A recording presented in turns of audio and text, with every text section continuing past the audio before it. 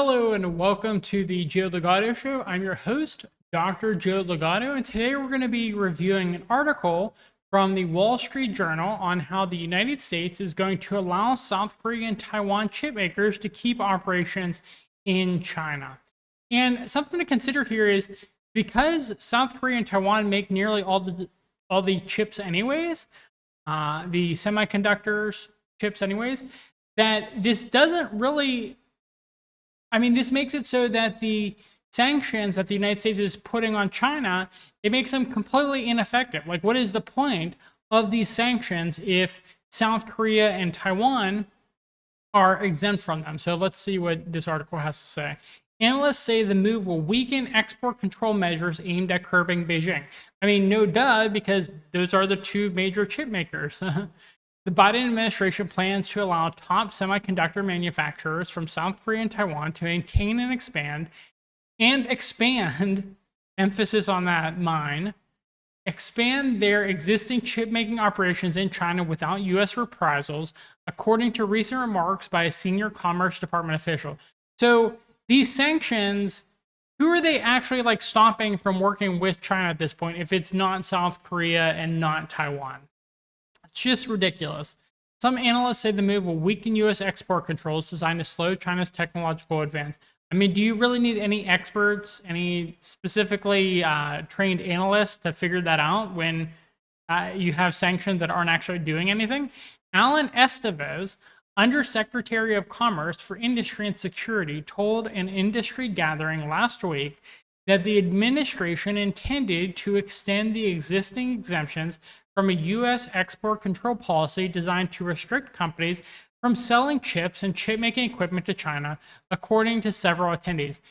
So why are they even doing this? Because China has already shown by making 7-nanometer chips that they're able to beat the sanctions. They're able to create their own domestic production of semiconductor chips. And I think they're going to go to 2 nanometers within, I would say, the next 2 years. Probably they'll get to 2 nanometers given their current rate of progress. And that's just my guess at it. But the thing is, what's the point of sanctions, or what's even the point of removing sanctions at this point? Because China has shown they don't need foreign markets to make these semiconductor chips for them anymore. They can make it domestically. Last October, the U.S. implemented curbs on China's semiconductor sector, but it also provided 1-year exemptions to several companies, including South Korea's, and that have invested billions of dollars to build plants in China. Those exemptions were set to expire in October, Estevez told a meeting of the Semiconductor Industry Association. So giving certain exemptions would allow them more time to figure out alternative strategies, alternative markets to sell their semiconductors in. But if they're going to continue the exemptions forever, then you might as well not even have sanctions to begin with. I just think America doesn't have any real good strategies to compete with China at this point, and they don't have an off-ramp in order to have peace with China because of their model requiring a subservient China.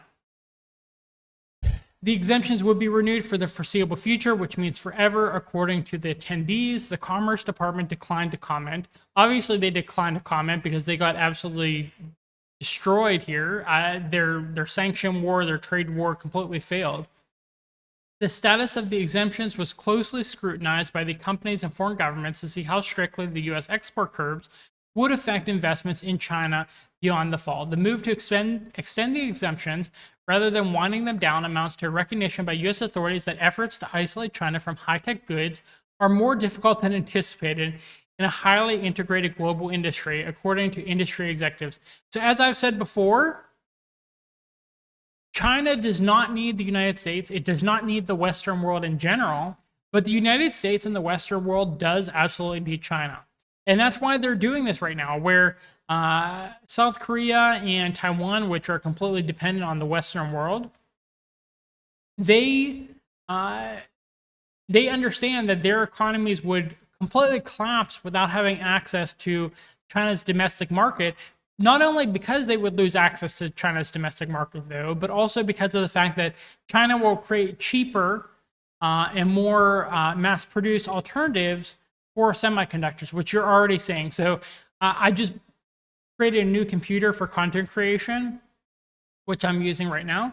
But I'm going to wait probably 3-ish years to build another computer or get new parts, because computer parts are going to be extremely cheap once China starts mass producing commercial grade semiconductor chips, which they're well on track to do either next year or the year after. So if you're in the market for a new computer or new computer parts, my suggestion would be to wait a few years, because part prices are going to be plummeting given China's increasing competition over various computer part markets and over semiconductors in general. So things like GPUs, CPUs, which are extremely high priced now, I expect that to go down by hundreds of dollars for a high-end CPU and GPU chip.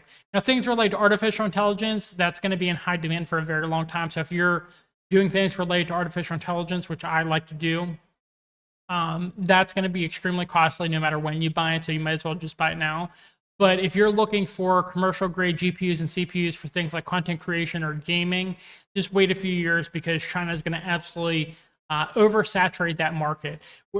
Just speaking about recent economic activity, supply and demand, when you're looking at the pandemic, people really wanted CPUs and GPUs, so the prices went through the roof. It was just, you couldn't produce enough because everyone was stuck at home because of COVID.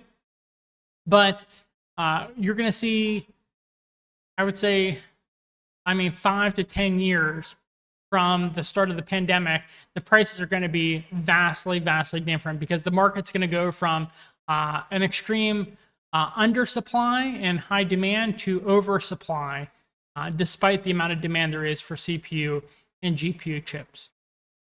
The United States has sought to keep advanced chips out of China's hands by limiting the exports of chips and related chip-making equipment, not only by American manufacturers, but also those made by allies. So what American manufacturers? There's so few American high-tech industries at this point that it's mostly just the United States bullying South Korea and Taiwan. U.S. has influence over Korean and Taiwanese chip makers because the companies rely on technology and equipment developed or manufactured by companies from the United States, as well as from the Netherlands and Japan. Not really, honestly. United States has influence because of military assets within those countries and threats of military actions against those countries if they're not subservient to the United States. So it's not because the United States actually makes things. Now, Netherlands, on the other hand, you actually do need Netherlands for a lot of semiconductor equipment. Where the government have agreed to join U.S. export control efforts, United States and foreign chip makers have resisted U.S. efforts to limit their business with China.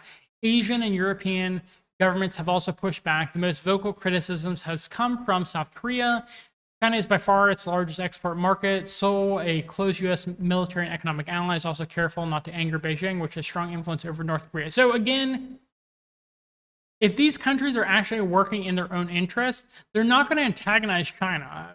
South Korea specifically, if your largest trade partner is China, why would you antagonize them when they really don't care about you overly much? They just want to create win-win trade cooperation, and antagonizing them also antagonize North Korea. So there's really no benefit to South Korea being antagonistic towards China, and any indications that they are, any efforts to be antagonistic towards China, is you can absolutely guarantee because of the United States, because the United States is pressuring them. U.S. officials in recent weeks said the United States doesn't seek to decouple from China. National Security Advisor Jake Sullivan said in an April speech that Washington's strategy is to limit restrictions to highly strategic technologies with a small yard high fence. So the United States is already moving the goalpost, and highly strategic technologies, the United States doesn't make any of those. China makes those, North Korea makes those, Taiwan makes those, South Korea makes those. Just no one makes highly strategic technologies aside from China and some of these nations that are subservient to the United States. Treasury Secretary Janet Yellen has said in multiple speeches a full separation from China's economy will be disastrous for both countries. Now, they used to think that was possible, but it's obviously not possible. And even if it was possible, it would be the United States that would suffer from the decoupling, not China. China clearly has a thriving domestic market. They have other trading partners abroad. They really don't need the United States, whereas the United States does not have an alternative. They've tried to do manufacturing in Vietnam. They've tried to do manufacturing in Mexico. And what ends up happening is you have all the different parts for manufacturing created in China, and then it's just all kind of put together in Vietnam or in Mexico. They're not able to actually replicate the manufacturing success of China. Now, others in Washington, particularly Republican lawmakers, want tougher stances on China. So, as you probably know by now, Democrats want war with Russia, Republicans want war with China, and if they need it, they will switch up, and Democrats will be for war with China, and Republicans will be for war with Russia. It's a duopoly, and they only pretend to give you a choice, but in reality, the choice is always going to benefit the oligarchs. Senator Marco Rubio, Republican from Florida, in a May 30th letter urged Commerce Secretary Gina Raimondo to strengthen the U.S. controls over technology exports, including chips. Companies are hard at work to weaken and circumvent the rules export controls. So again, why do these either American companies or international companies, mostly international companies, have to follow American export controls? It just doesn't make sense as a unilateral measure. These countries are sovereign nations. They should be allowed to make their own decisions.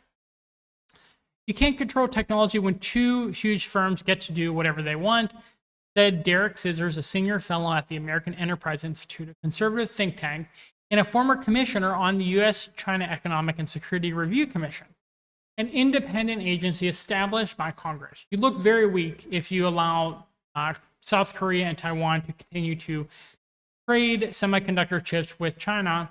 But I mean, the thing is, they don't have an alternative. China's just going to create their own domestic market, and South Korea and Taiwan are just going to decline because they went into competition with China instead of having win-win cooperation with China.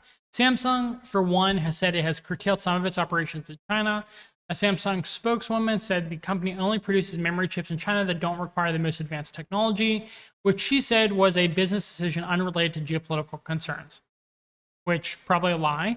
The U.S. is also pressuring Asian manufacturers to curb their operations in China through the $53 billion Chips and Science Act, while wooing Samsung and TSMC with the program's incentives to build plants in the United States. So how's that going? The TSMC plant, it's going terribly. It was pushed back to 2024 for the creation of that plant, and now it's pushed back to 2025. TSMC tried to bring in Taiwanese workers, but one, Taiwanese workers don't want to live in the United States because it sucks in the United States.